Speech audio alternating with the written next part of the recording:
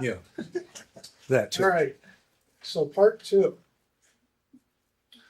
Again, creation and chaos. And again, by that, I mean early stuff, the stuff associated with the beginning of the world as humanity knew it, first humans, and the Edenic situation. So there's that element. That's what I'm talking about when I use the word creation, beginnings. And chaos, of course, the first part was the unpredictable nature of the world as God left it. Again, creating a contrast between it and Eden. And now we're going to get into the creation of humankind and humanity's presence in Eden, and of course, what goes wrong there. So in Genesis 1:26, again, very familiar passage, God said, "Let us make man, humankind, in our image, in our likeness." And then verse 27, lo and behold, we have it singularized. Okay, so here's the plural, here's the singular.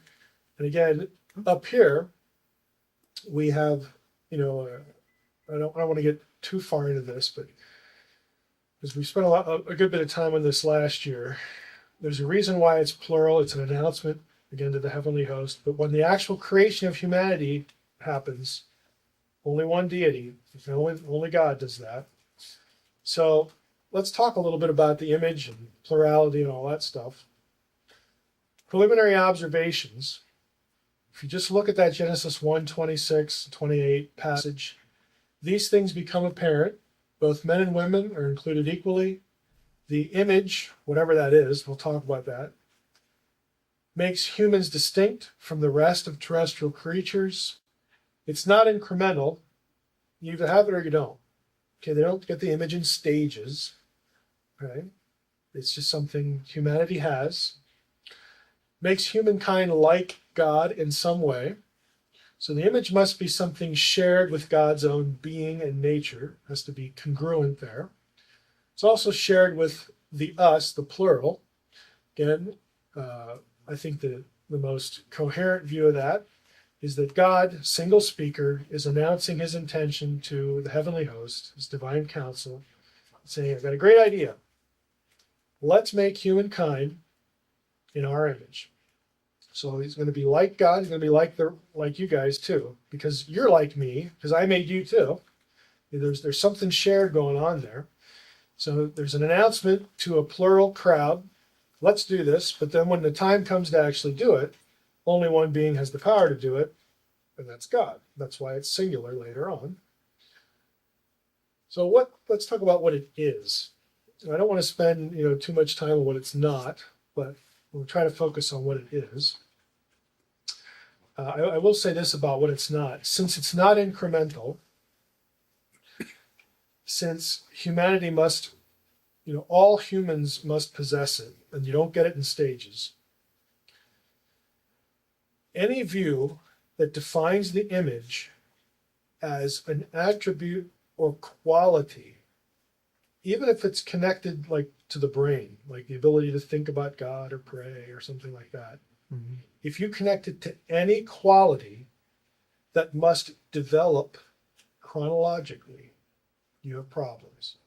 You might as well give up your pro-life position right now, because a fertilized,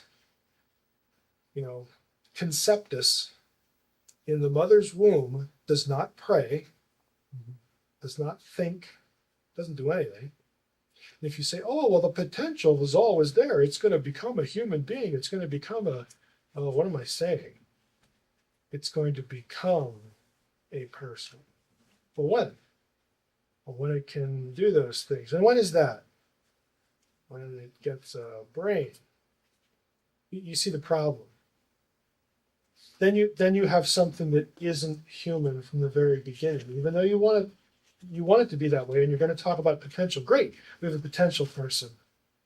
Thanks for that. You see where it's going. Yeah. But I mean, this is like the mainstream view. Yeah. In Christian circles, and it's like, why doesn't somebody they have. There are people who object to it for the same reasons I'm objecting to it now. It's not consistent. So Let's throw all that aside, and you can have any ability you want. Communication ability, sentience, whatever. None of them work because they are not always equally possessed from the moment of conception, just the way it is. And don't talk to me about potential persons because why do you care about conception then anyway? So let's talk about what it is. Think of it as a verb. Image, the word image as a verb instead of a noun. Again, part of the debate is really linked to the phrase, let us make humankind in our image after our likeness. Well, I like to illustrate the verbal idea this way. When we use the preposition in, we don't always mean the same thing. Right? There's a way to understand in the image that will help us understand what is meant and will help us see it as something, as a status or something, some role, some function. If I say put the dishes in the sink, what do I mean? What am I talking about? Physically in the sink. A location physically in a certain, I put it in a certain place. Okay, so we're talking about location. If I say something's written in pencil, what do I mean? It's written with a pencil, so there's the pencil is the instrument of the writing. If I say he broke the vase in pieces, I'm referring to the result, what it looks like after the breaking. Lots of pieces. Here's what to say in reply. That denotes purpose. Here's how to say this. Here's how we're gonna write what we're gonna write. If I say I work in accounting, now it might mean location. There might be a physical department of accounting, or it could refer to what I do. I'm an accountant. I do what accountants do. I would say that last one is the way we need to think about the imaging idea. That humankind was created to function in the capacity, or in the image of God. We're created to represent God, to do what he would do, to do what he does, that sort of thing. It's a functional thing rather than a qualitative or an attribute thing. So let's create humankind as our image, okay, in the capacity of, or as our image. And when we say that, when we refer to image as a function, what we're really saying is God creates humans to be his imagers. That's where the verbal idea comes from. So if you think of creation in the image of God, we're created to image God. We're created to be his imagers, to be like him, both with respect to the creation and with respect to other imagers. To treat them as God would treat them, treat creation as God would treat it, all that sort of stuff. This, I think, helps us in the New Testament, again, just to rabbit trail a little bit, when Paul says that we are being transformed, okay, we behold the glory of the Lord, being transformed into the same image, what does it mean? We're becoming like Jesus, okay? Because Jesus was the image of God. Other passages have him as the express image of God. He's like the best image of God. He's like the imager of God, the image of God. What God is, what God does, how God behaves, he is the perfect example. He's the perfect imitator, perfect imager. And we're conformed to the image of his son. It doesn't mean we all progressively start to grow beards and look like Jesus. It means we start to behave like him, and someday we will be like him.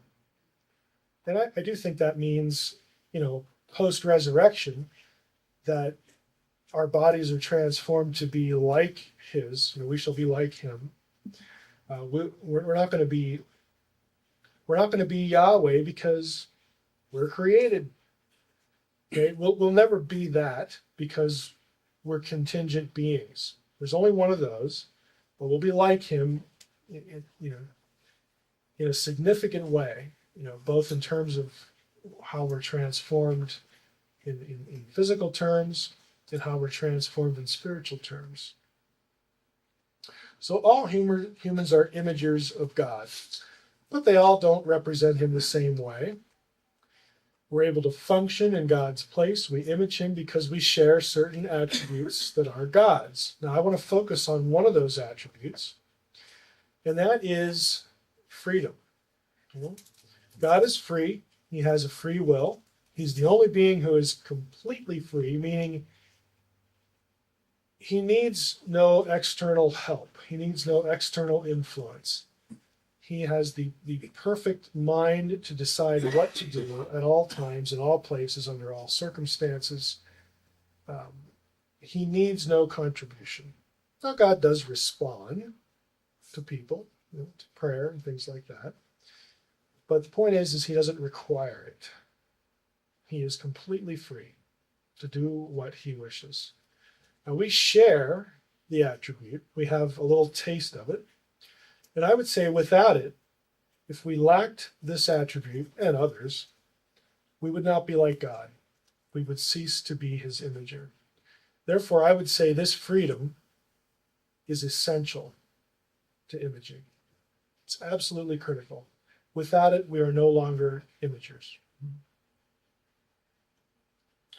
Eden and its free imagers and connections to this whole chaotic business. If we look at Genesis 2, I'm going to go through this quickly because it's pretty obvious. Here we have the Lord God planting a garden in Eden in the east, and we have a description. Okay, Eden has geography. These are known places. Tigris, Euphrates, Pishon, Gihon, so on and so forth. The whole point with the geography is to telegraph to us that the world was not Eden. Eden was on the world, part of the world. The entire creation was not Eden. It's something less than Eden. It's still very good. God liked it when he was all done, but it ain't Eden. Right? Therefore, what is said about Eden is not going to be true of the rest of the created world.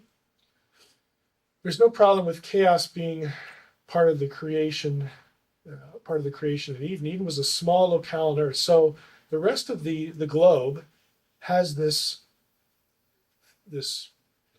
characteristic of being untamed but restrained. But in Eden, everything works like it should. It's perfect. It's not going to do anyone harm.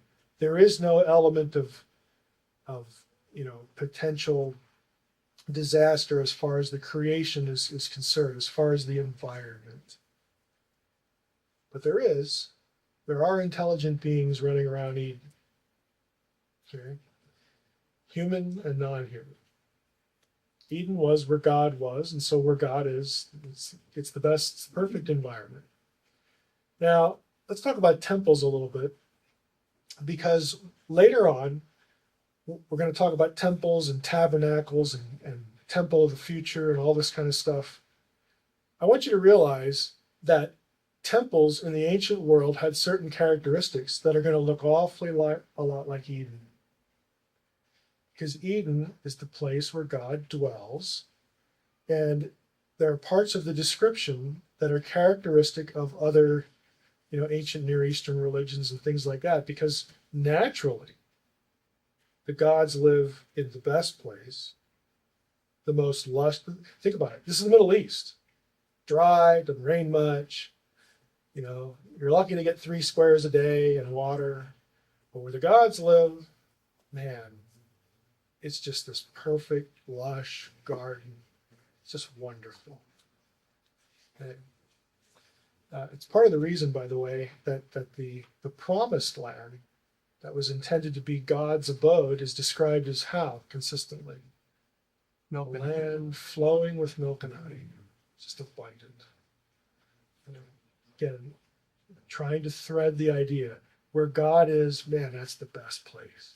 That's the best place. The gods are also going to live on mountains. Why? Because they're remote. They're at a distance. You know, it takes a journey, it takes some effort to go visit. You know, so the ancient Near East uses certain images to highlight certain aspects of the perceived relationship between mere mortals and gods or God. Eden is also called a mountain in Ezekiel 28. It's the mountain of God. There's no mountain here in Genesis 2, Genesis 3. But the reason that image is used is because, you know, there's majesty, there's remoteness. It conjures up images that frame the relationship between deity and humanity the right way, puts the right boundaries there. So in the ancient world, the deity's abode was just a temple. It's where gods live. Of course it's a temple. So even if it's a garden, the garden is still a temple because that's where God lives and we worship him there, so it must be a temple. Duh. They're just thinking like this. Where the gods live, or where God lives, is where his household, his administration live. Where God is, the council is. Where the council is, God is, because they're inseparable. This is where God runs things, runs the affairs of the cosmos. It's the best place. It's the place, it's the headquarters, it's the beachhead. I mean, all these metaphors, we could use. They're thinking the same kinds of things. The temple was a place where heaven and earth met. Why? Because you visit the temple to interact with God. So we know the heavenly part, that's God.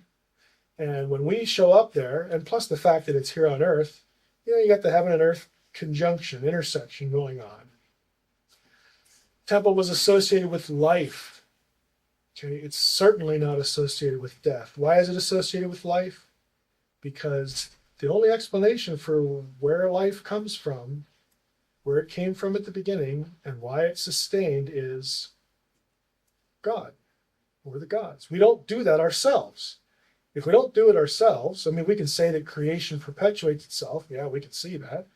But the ultimate originator is God. This is why, a little rabbit trail again, you get all these weird rules in Leviticus.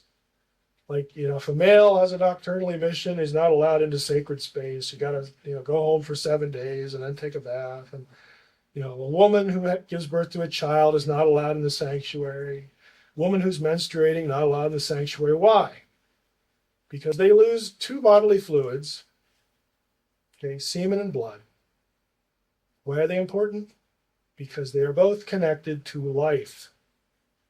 Got to have blood to live. And the other one produces babies.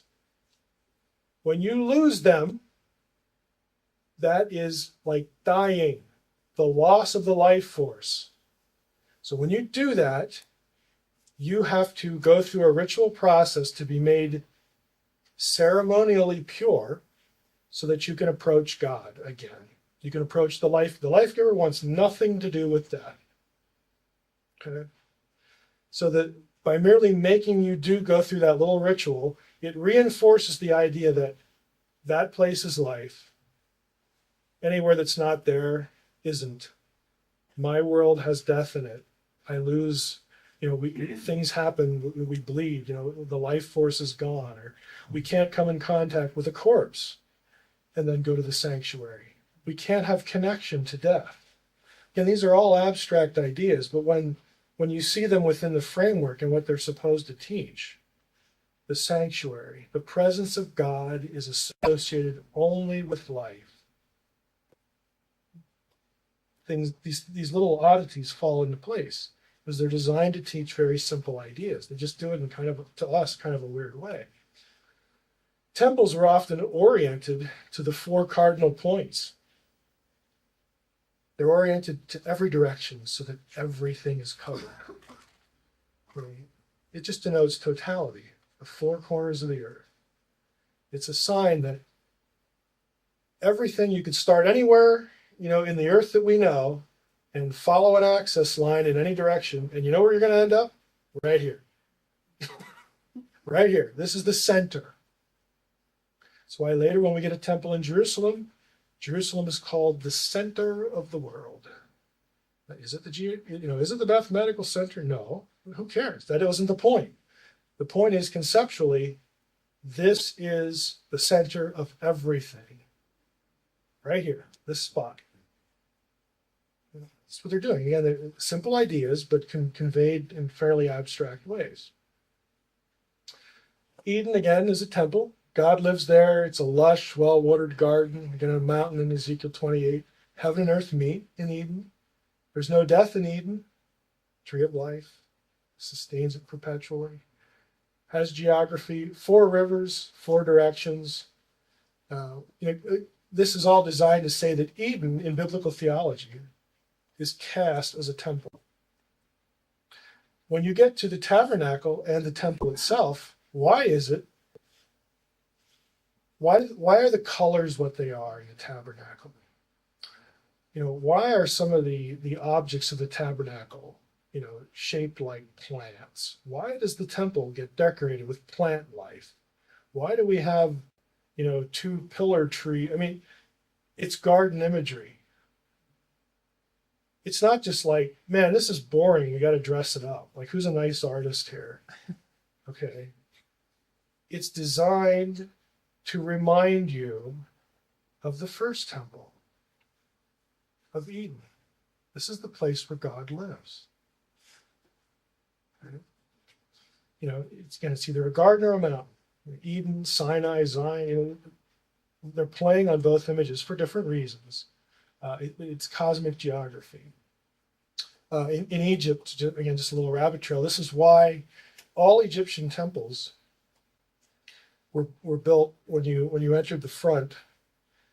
They went up a slight incline, very very slight incline, and this is why you have the columns that are decorated like lotus flowers and papyrus plants and all that stuff. Because in Egyptian mythology, at the beginning of creation, the primeval mound rose out of the water.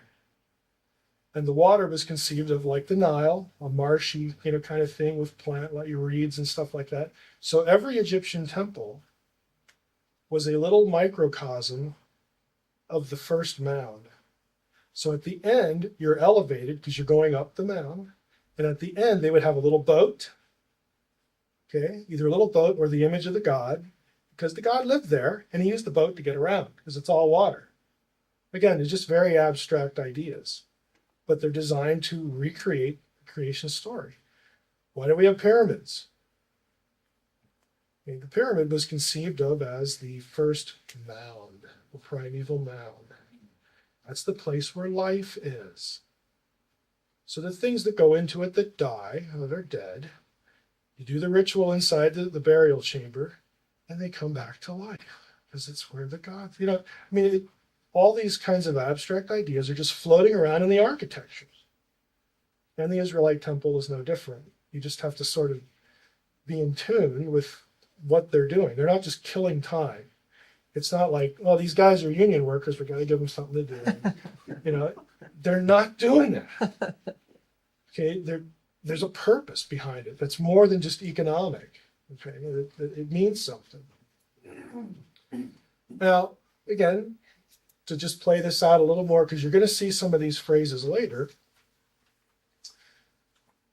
At Ugarit, again, some common language. The gods, El and Baal, are both, they both have houses that are described, especially El, source of the 2 rivers, midst of the double deep. Mount Safanu is Baal's mountain, also known as the Mount of the Assembled Council, the Pukru Moed. Moed is going to be a big word when it comes to eschatology, especially Armageddon. I'll give you a little hint there. God of Israel, again, Yarkate, Safon, and Safanu. There are words, same words, different languages. The word means north. If you're living at Ugarit, which is ancient Syria, the heights of the north are the range of mountains in Lebanon, and that's where that's where the gods live, way up there, the high point. But curiously enough, in Israelite religion, what gets called the heights of the north, the same phrase, the Architect Zaphon, is Zion. Is Jerusalem in the geographical north? No, it ain't even close. It's in the southern part of the Holy Land. So why do they call it the heights of the north? Because it's the cosmic north. It's the place, it's the divine abode. Doesn't matter where it is on the planet. It matters that you connect the idea, okay, the idea of, the real gods don't live up there, okay. The cosmic north and geographical north to the people of Agard are, sort of coincide. But the Israelite writer's saying, no, the cosmic center of everything is down here. We're just going to use the same phrase so that you get the point. And this is how they telegraph ideas that don't have any like spatial logic in that case, but in terms of cosmology and the belief system, they're completely coherent. I mean, anybody who reads that knows what you're calling Jerusalem, what you're calling Zion. That's the divine center, not this place up here. Okay. And other terms, again, in Canaanite religion, El lives in a tent and a tabernacle, a house, temple.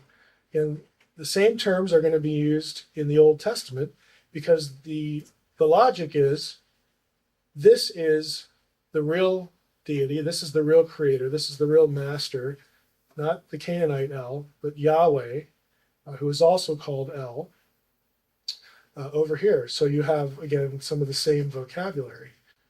And this is where the council is, because where God is, that's where the council is, because they work for him. Okay, they travel with him. It's his entourage, okay? You want to use that, or the administration. He doesn't subcontract the affairs of the cosmos. I mean, it's all done right in house. Okay. Now, Genesis 2:9, we have, the tree of life was in the midst of the garden, and the tree of the knowledge of good and evil. And I want to draw attention to this phrase, tree of the knowledge of good and evil. Down here we have it in verse 17. Tree of the knowledge of good and evil. What is that? What is that thing? Well, I would say we can eliminate some things.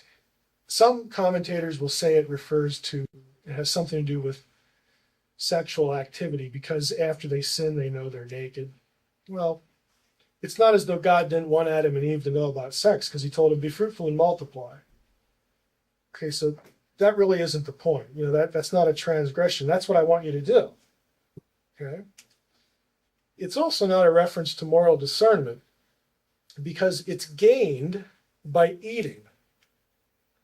The fact that Eve, when she gets into the conversation with the serpent, the Nakash, the fact that she, during their conversation, she knows what God told them. Now, granted, she adds a little bit to it, but she does know.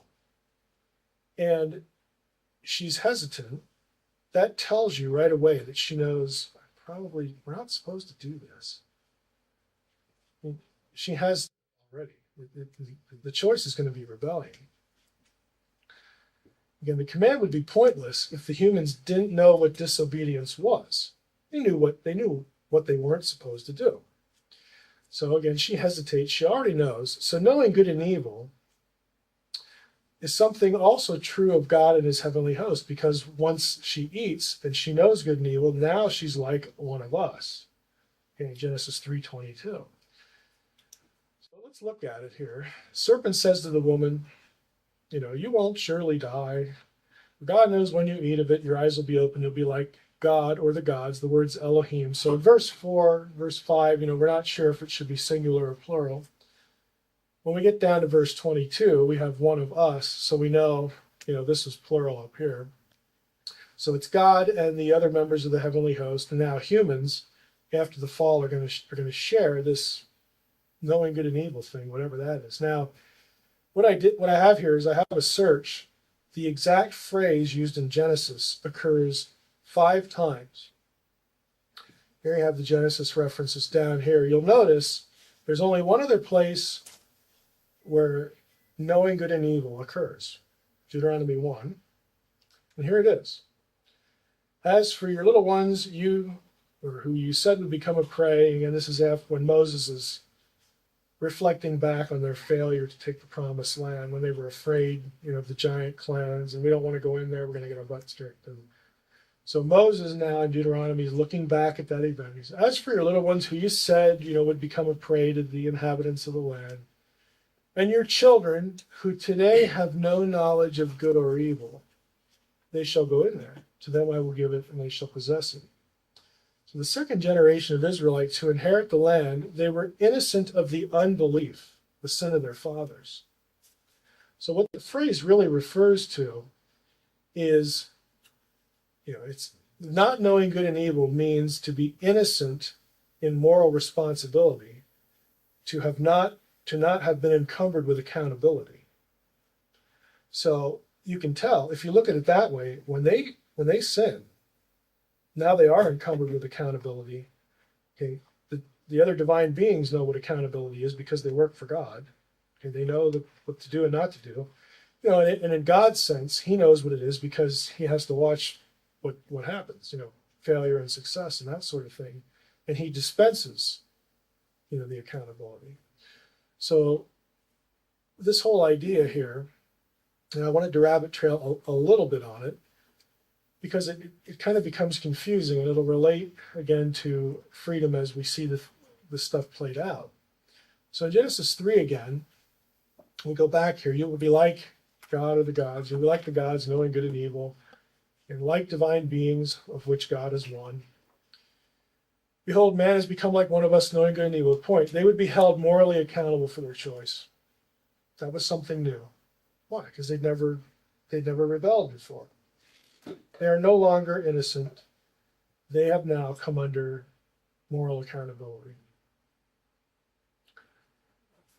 Points. Adam and Eve could make free choices. It's because they were like God. They shared that attribute. That they could choose was not wrong. I mean, the ability itself wasn't wrong, but they're responsible for their choices. Just like God, again, and His non-human free agents, they know what accountability is by experience. They become like the Elohim. So there's the connection points.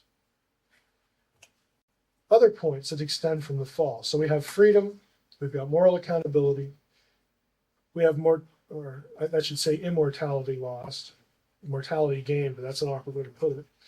They become mortal. There's rebellion in both realms. Okay, this is a first. By the scriptural account, the fall is the first instance of human failure and rebellion. And by all intents and purposes, at least what we're told, it's the first time when one of God's other divine beings, the serpent I view as a divine being, I think you guys all know that already. It's the first time we have that happen in that realm as well. So we have chaos outside Eden in the sense of nature is untamed and unpredictable. Now we have chaos inside Eden because it's been infiltrated by the Nakash, the serpent, and Adam and Eve succumb to that temptation. Ramifications. Last time, again, we talked about chaos woven into creation. Then the goal is that all the world will eventually become like Eden. This is why in Revelation 21:1, there is no seed. We'll get to that again too. But the whole idea of the subduing of the dragon, the water beast, the sea, Leviathan, Tanun, all these terms. The ancient person conceived, they used the sea as an image for something uncontrolled, for kind of obvious reasons. I mean, you can't control it. I mean, it's just completely, you're at its mercy. So that was a really powerful image for them that gets used in their literature and in the Old Testament. And when you get to Revelation 21, when everything becomes like Eden again, John just throws in this little line. There was no longer any sea. If you know what that means, that's like, wow. That's a very powerful statement. Chaos of free will decisions, again, gravitating toward evil. You're going to have the redemption and the resurrection of the body which will, again, cure the fleshly impulse. Again, this is more than Adam and Eve because they could die. You realize that in the glorified state, you're actually beyond Adam and Eve. Okay, they had what's called contingent immortality. I talked about this last year, I think. Adam and Eve could die. They were fully human. Even before they sinned, they could die. Otherwise, they wouldn't have been human. If Adam gets up one morning and he's making breakfast for Eve and he cuts himself with a knife, he's going to look down and see what? Blood. If he takes out an artery and he doesn't fix it, he's going to die. Adam and Eve, couldn't go into the water and just walk around underwater without need of oxygen. Why? Because they were human. They go swimming, they fall, hit the head in a rock, Adam rolls in. He's not going to wake up half an hour later, come out and say, well, that was dumb. He's dead because he's human. Now, we know from the story that doesn't happen. But the thing is, they were not in and of themselves immortal. Their immortality was contingent upon not being stupid, not having an accident, and not sinning. Because as soon as they sin, they are driven out of the garden. And what's in the garden that's important? The tree of life. Now, maybe that was something they ate that would maintain their life, who knows. But the fact is that Eden is where God lives, and God is associated with life.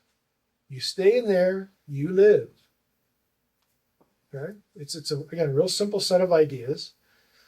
When you're removed, you're going to die now. You're already, contingently immortal. Now you're out, you're like really immortal. And that's one of the costs. And on top of that, you are divorced from the life force, from the thing keeping you alive. So Adam and Eve, they begin to age and they die. When we are resurrected, we ain't going to die. We're beyond that. We actually supersede that status. There's also, again, in the eschaton, the elimination of external evil influence. We're in the Edenic state. We're immortal now in terms of resurrection. Now, we're still contingent in the sense that, God could say, well, I have a new idea. I'm going to wipe you all out. Because he's God. Okay, but, we know that's not going to happen because God tells us that's not going to happen. The point is we're not little Yahwehs now, that we have our own, eternal set of attributes. But, we're in the Edenic state. We're in a perfect environment. There's no, temptation. There's no, solicitation to rebellion. We still have, our will. We're still imagers of God, but we have the perfect environment and we have nothing to solicit, encourage, prompt us toward anything other than God's will. It's the perfect Edenic state. We have 10 minutes. Okay. So, if we go back to part 1, why do natural disasters happen causing the innocent to suffer? Because that's the way the creation is. That's the way it was outside of Eden, and post-fall, it's even worse. Okay, there's restraint. If God wasn't restraining it even now, if there weren't things in place, however that looks, however that works, it would be awful. In fact, when restraints are removed, as God describes in prophetic passages, you have what? You have great tribulation such as the world has never seen. Okay, you have these phrases. Again, a progressive withdrawing of restraint, both in terms of the natural world and, according to Revelation 9, what is opened up? The bottomless pit, the abyss. Again, these are all ideas to say it's pretty much hell on earth. Restraint is removed. Restraint over intelligent evil is removed. It's just really bad. So this kind of an anti-mountain. What was that? So the bottomless pit would be like an anti-mountain, the reverse of a mountain. It is. They're viewed as diametric opposites. In fact, the same heights of the north, you get the same phrase, Yarkate, heights of the pit. That doesn't make, how can a pit be high? Well, it refers to the extremes. Again, the polar extremes idea. What's the second reason for suffering? Well, it's intelligent evil. Free will acts of fallen human agents and evil non-human agents. Deliberate rebellion instead of imaging God as intended. That's why people suffer. That's why people do bad things. They're imagers, but they make decisions to not image God, but to either be God to themselves or just to harm, just to do evil. Because again, there's, on this side of the cross, we would say they're lost, they're unredeemed, they don't have an indwelling spirit, and all this sort of thing, which, are all true. But the problem is even more severe than that. And why would God leave creation untamed? Because it reflects his nature. Why would God make humans free and let them make free decisions? Because they're made as his image. He's free, so they have to be free as well to represent and be like him. To remove that attribute is to eliminate the image, and you can't have divine imaging without freedom. So humans are what they are. They are free to choose to image God, and of course now to believe in Christ and submit to the power of the Spirit. And all these are all choices. Okay? They're also free to do none of those things. So where is our hope? Eschatologically. Well, the unpredictability of untamed nature, we have chaos woven into creation. God doesn't step in to change it now, but it is under restraint. And again, God says, I'm going to unrestrain it at some point, because that's part of the day of the Lord. When, all things get set right, but that means judgment and also redemption. They work hand in hand. There's suffering and there's redemption. The day of the Lord is when everything is resolved, and it involves both violence and divine intervention, and out of that comes glorification. So all these things are reversed and set right.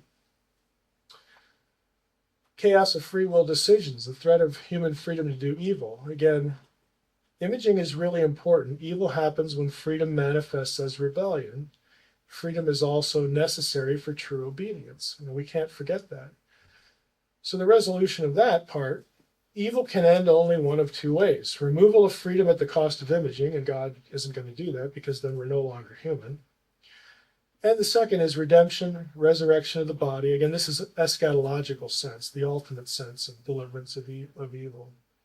So eliminating all the evil external influence and Satan and his angels and so on and so forth. Logical question.